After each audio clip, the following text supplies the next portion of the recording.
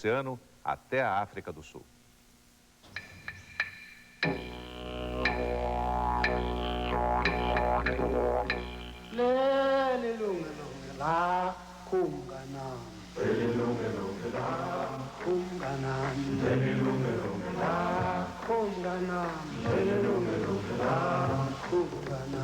A madeira de eucalipto também é muito usada do outro lado do Atlântico, na África do Sul. Este país é o maior produtor de ouro do mundo. São 700 toneladas por ano. Mas o que é que isso tem a ver com o eucalipto? Pois tem tudo a ver. Numa mina como essa, onde nós estamos, a 2,5 km da superfície, é o eucalipto que faz o escoramento depois que é retirada essa rocha, onde está o ouro. É aí que entra o eucalipto. Ele preenche o espaço de onde a rocha foi retirada. À medida que a mina vai se aprofundando cada vez mais, o eucalipto também vai descendo.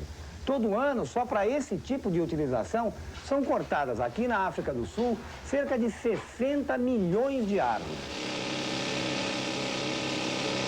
O trabalho de tirar ouro nesta mina não para durante as 24 horas do dia. As escoras de madeira são feitas para resistir apenas por um ano. Passado este período, elas cedem e ficam sepultadas no fundo da terra.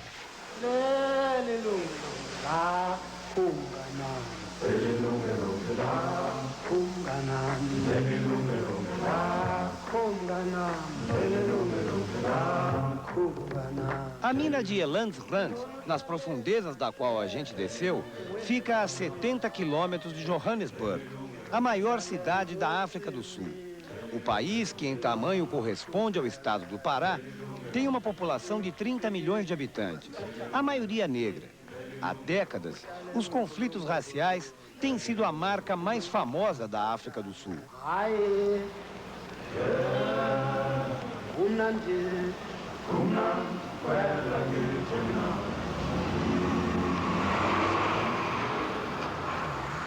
Este é um país seco. A principal vegetação, chamada savana, se parece com o nosso cerrado. Com uma área insignificante coberta por florestas nativas, os sul-africanos aprenderam desde cedo a contar com árvores estrangeiras para suprir suas necessidades de madeira. Com o tempo, o eucalipto e o pinus tornaram-se as preferidas. A maior parte do eucalipto plantado aqui está destinado a virar escora de mina. Neste caso, a árvore é cortada com 7 anos de idade. Há toda uma rede de serrarias que se dedicam exclusivamente à preparação de escora. Mas por maior que seja o valor do ouro, mesmo aqui na África do Sul, esse destino de ser enterrado é considerado duro demais para uma madeira como a do eucalipto. Aqui ela é usada para finalidades muito mais nobres, na construção civil e até para fazer móveis.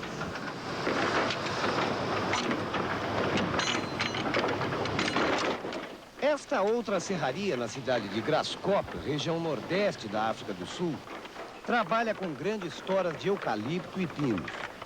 O pessoal aqui acha que para obter madeira de boa qualidade, o principal é cuidar bem da secagem.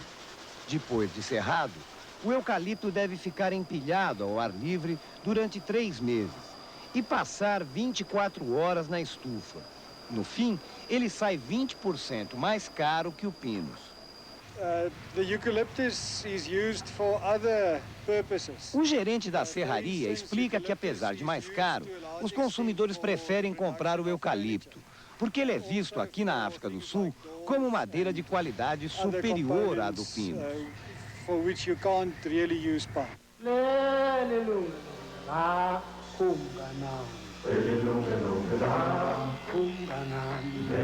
Esta fábrica de móveis trabalha quase que só com madeira de eucalipto. Apenas para a fabricação de algumas peças especiais, ela usa madeiras mais nobres, como a imbuia, por sinal, tirada das florestas nativas do Brasil. O pessoal aqui está contente com o que produz. Todos os móveis do escritório são de eucalipto. Qual é a vida útil de um móvel como esse aqui? Quer dizer, ele dura mais do que o outro ou não? Depois de 10 anos de uso, diz ele, um móvel de imbuia está em melhores condições do que um móvel de eucalipto. Acontece que hoje em dia é comum as pessoas trocarem a decoração das casas e escritórios de tempos em tempos. Para isso, elas querem material bom e é aí que o eucalipto leva vantagem. Para fazer um móvel de curta duração, ele atende melhor às exigências das pessoas, porque a embuia é muito mais cara. Your emboia is much more expensive than your granite.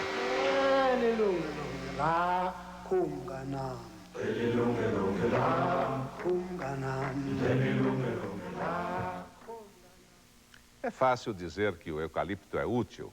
A dúvida de muita gente é se ele prejudica o meio ambiente. Veja depois dos comerciais.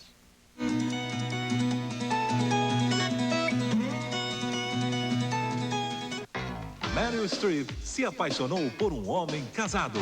Eu estou cansada de dividir você com ela. Agora vai ter que enfrentar uma verdadeira bomba relógio. A esposa. Ela é amante dele, sabia? Cala a boca!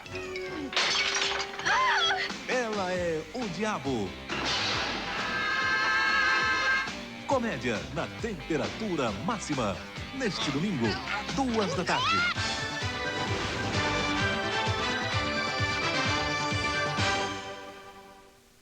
O seu Antônio tratou as sementes de milho com Semevin, não foi, seu Antônio? Foi. E as lagartas elasmo, do cartucho, cupim, foram todas controladas, não é, seu Antônio? Isso mesmo. E o milho cresceu forte, sem falhas no estande? Perfeitamente.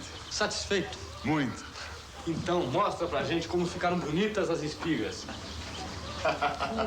Belas espigas, hein, seu Antônio? Belas espigas! Não corra riscos. Use Semevin. Leia atentamente as instruções do rótulo. Quando eu comecei aqui na Serrana, eu pensei que a gente fazia comida pra nenê. Era a pureza disso, qualidade daquilo. Afinal, o Foscal é pra ração animal. Precisava tanta frescura. Vieram os caras aí, deram palpite, fizeram exigência. Mais exigência, nós conquistamos uma tal de ISO 9000. Agora o Foscal tem padrão internacional. A gente enche o saco com qualidade. Foscalço Serrana, o único com ISO 9000. Tô até pensando em dar uma esmagrecida. Pare de movimentar o gado. Deixe o gado quieto no campo. Chegou Botox Fly. Autotratamento para combater a mosca do chifre, a mosca do berne e proteger contra as bicheiras. Botox Fly é mosquicida piretroide em saco, auto-aplicável e na dosagem certa, que evita a resistência dos parasitas. Econômico e eficaz. Basta pendurar onde o gado passa. Botox Fly, a solução definitiva contra as moscas. Qualidade Quimio. Um drama que assusta os pais em todo o Brasil.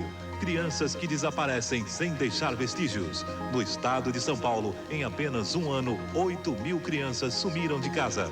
Em Curitiba, um grupo de pais formou uma associação e usa até rádio amador para tentar encontrar os filhos desaparecidos. A musa do verão já está eleita. É a caderneta de poupança. A grande sensação da temporada na área de investimentos. O sucesso é tão grande que hoje 1 em cada 3 brasileiros tem poupança. São 23 bilhões de dólares depositados nos bancos. Fantástico! Neste domingo, 8 da noite. Oferecimento Antártica. Pimentão com Guaraná Antártica. Este é o sabor.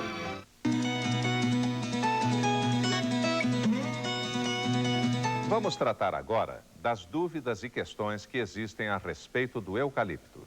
Para começar, o problema mais difícil que ele enfrenta. Mato Grosso do Sul, região de Três Lagoas, na divisa com São Paulo. Aqui aconteceu um dos maiores desastres do eucalipto no Brasil. A história começa na década de 60. O governo financiou a compra de terras, 450 mil hectares. E financiou também o plantio do eucalipto. Gasto total, $500 milhão. O eucalipto não foi cuidado direito e acabou abandonado ao seu principal inimigo, a formiga saúva, que transformou a área neste cenário de pesadelo.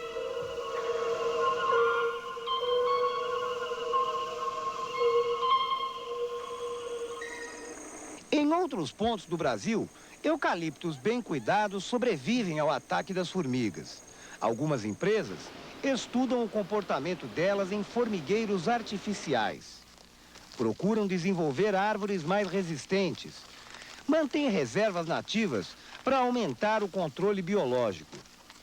Tudo isso custa caro. Todo ano, só com o veneno para formiga, o Brasil gasta 270 milhões de dólares. Água. Será que é verdade que o eucalipto seca as nascentes? A resposta a gente foi ouvir na Escola Superior de Agricultura da Universidade de São Paulo, em Piracicaba. O professor Walter de Paula Lima diz que é difícil responder sim ou não em relação ao problema. O eucalipto consome mesmo muita água na fase de crescimento, mas só cria problema se a região tiver pouca chuva. Nas nossas condições aqui em São Paulo, né? Nessa faixa aqui de pluviosidade, que em torno aí de 1.200, 1.300, 1.400 milímetros por ano de chuva. Uma plantação, né, de eucalipto de rápido crescimento no espaçamento normal que é usado aqui em escala de plantações industriais. Ele retira por ano, né, desse total que chega de chuva, aproximadamente 1.000 milímetros.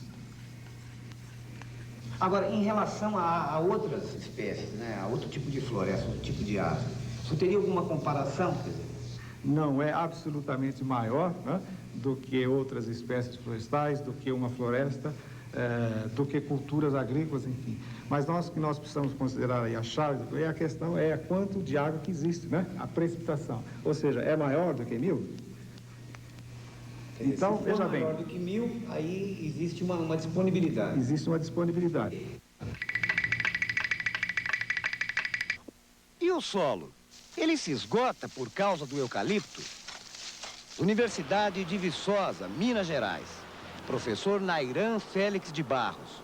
Ele tem um estudo comparativo na tela do computador. Em termos de consumo de nutrientes, a soja é aquela que consome a maior quantidade de nutrientes. Quer dizer, primeiro a soja... E primeiro a soja. Aí depois vem depois nós temos aqui a cana, que está comparativamente ao feijão. Em seguida, temos o milho e, mais ou menos iguais, o café e o eucalipto. Portanto, o eucalipto consome, juntamente com o café, a menor quantidade de nutrientes. Quer dizer, mas por que existe, então, essa fama de que o eucalipto consome muito? Bom, na realidade, quando se planta eucalipto, normalmente não se aduba eucalipto. O solo utilizado já é pobre, se planta a cultura sem fazer qualquer adubação. Naturalmente, depois de 8 anos de crescimento, e retirando quantidades aí que vão em torno de 200, 300, 400 quilos de nutrientes, o solo fica mais pobre.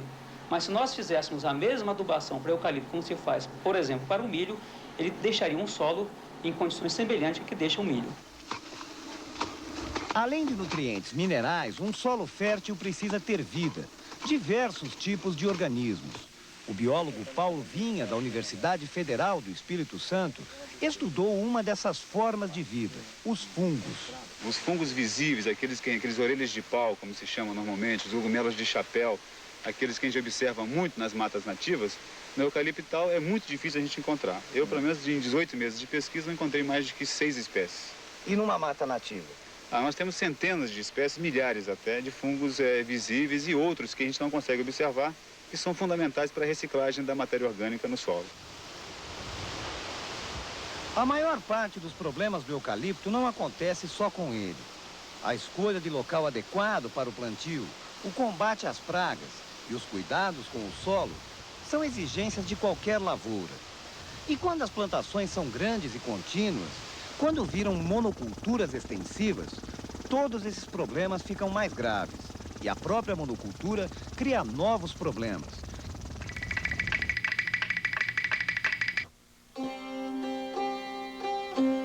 Uma das primeiras vítimas da monocultura extensiva no Brasil tem sido o agricultor que ela encontra pelo caminho. A conquista de grandes áreas acaba desalojando aqueles que chegaram antes. Conceição da Barra, Espírito Santo. Perto de 70% da área do município está ocupada com eucalipto. No meio, alguns poucos núcleos de resistência. Neste aqui, são 12 famílias que não se renderam à ocupação, cercadas de eucalipto por todos os lados. Por que o pessoal aqui ficou aqui no meio do eucalipto? Por que o pessoal não foi embora, como tanta gente foi? Eles resolveram, né? Porque eles viram que o negócio na cidade não estava muito mole, e se eles vendessem um pedacinho de terra desse aqui para ir para a cidade com 10, 11 filhos, um pai, como é que o pai ia fazer? E dinheiro não ia dar para sustentar. Se a gente saísse andando aqui agora e entrasse pelo meio do eucalipto, quanto que a gente podia andar? Só vendo eucalipto? De quilômetro? É. Vai dar uns... Se pegar até na beira do rio, acho que dá uns 16 a 17. Quem vai para as cidades pode mesmo ter destino pior.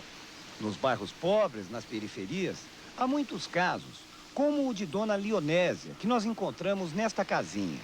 Entrava com 20 caminhão de trabalhador cheio de muda de eucalipto.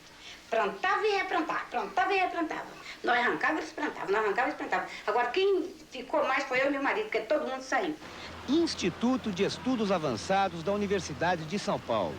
O professor Aziz Absaber é geógrafo e um dos ambientalistas mais respeitados do Brasil. Entre outras realizações, ele é um dos responsáveis pelo projeto Floran, que é um grande conjunto de diretrizes para a preservação, recuperação e reocupação de áreas florestais. Professor, a princípio, a sua postura em relação ao eucalipto é favorável, né? O senhor não renega o uso do eucalipto.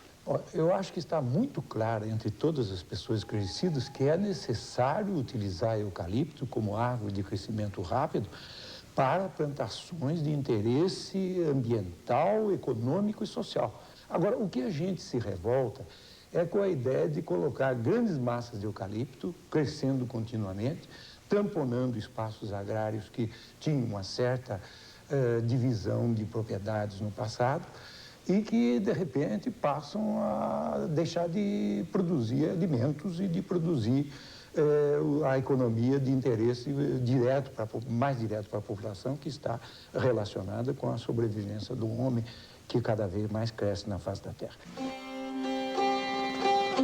Esta é a região serrana do Espírito Santo, município de Santa Teresa.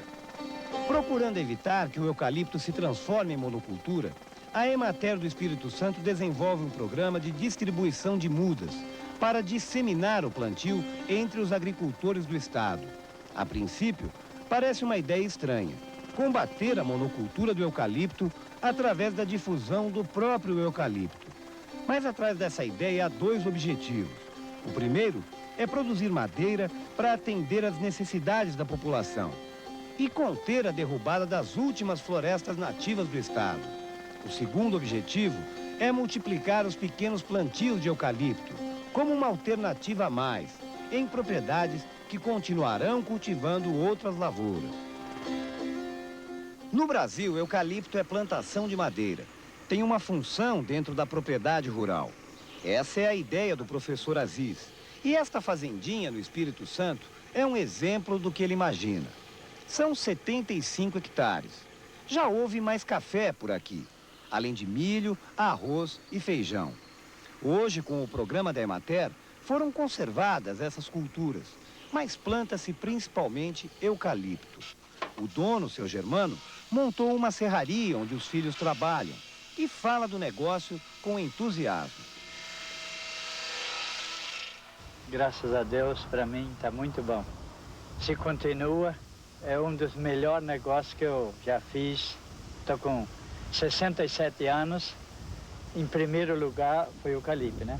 Eu estou vendo até tá aí o prova que 2 meninos já compraram Fusca com pouco tempo que nós estamos fabricando caixa, né? Ah, é? Já estão com Fusca, lógico, e eu espero para melhor ainda, né? O eucalipto está dando lucro. Mas para um homem como o seu Germano, que enxerga mais longe, isso não é tudo. Por isso, há alguns anos, ele resolveu comprar outro pedaço de terra. 25 hectares de autêntica floresta atlântica, para preservar. A gente comprou isso para uma reserva, né? Para as filhas que ainda vão nascer, às vezes, daqui mais 20 ou 30 anos, né? Para ver o que é uma mata palmite, uma mata verde, né? Que quase não existe mais, muito pouco, né? Então eu comprei mais para deixar para reserva, né? E aqui tem até uma aguinha aqui. É assim. uma água boa, limpa, né? De vez em quando eu venho até com a família aqui, faz um piquenique, vê as palmitas e mata, né? Bicho, tem muito macaco, paca, tatu. Mesmo peixe tem aqui, bastante. Colga pequena, mas tem. Os comuns, então, não esse que existe hoje, que se trata em casa nos poços, né? Esse aqui é os peixes comuns, lambari, jundial, traíra, cará. Uma beleza esse aqui, né, senhor? Ué, parece que é até um pau, né? Tão bonito, tão grosso. Agora, olha aí, os inimigos, o que eles fizeram? Antes de eu comprar, ó, esse corte aqui é facão, aqui você vê, eles iam derrubar. Se eu não comprasse esse chita aqui, eles iam acabar até com os palmitos todos aqui, olha. Tudo é sinal, pode contar quantos facão usados. O seu Germano entendeu o principal. O eucalipto não é inimigo dessas árvores. E preservar as florestas nativas é tão importante e urgente quanto produzir madeira.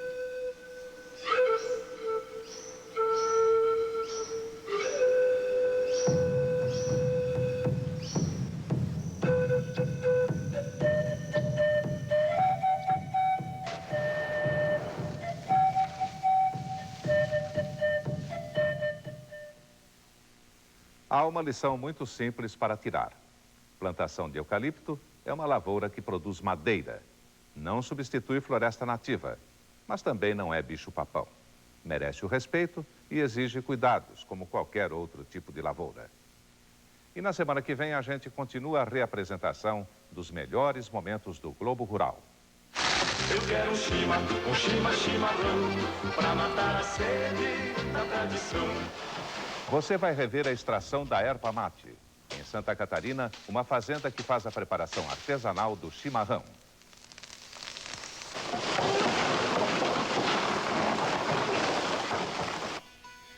Em São Paulo, uma escola modelo para a formação de técnicos em agropecuária.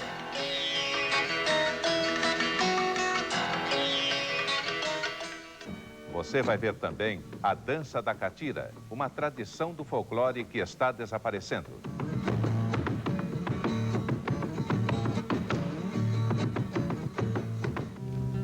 Vamos relembrar ainda o flagelo da seca do Nordeste e a história de Padre Geraldo, que faz da solidariedade uma esperança de vida melhor para os sertanejos do Piauí.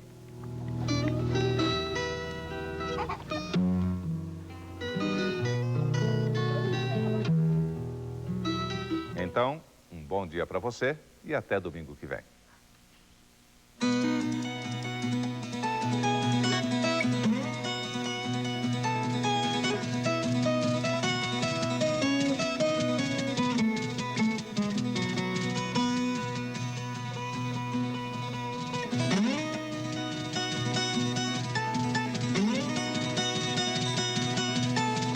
EPTV, Santa Ernestina, canal 26.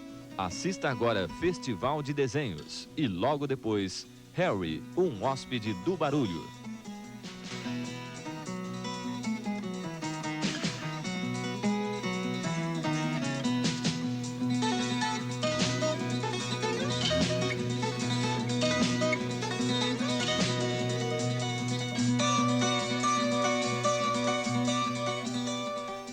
Globo Rural. Oferecimento Riber Cardans, representante Vábico, Bendix e Knorr. Só confie a manutenção de seu freio a um serviço autorizado.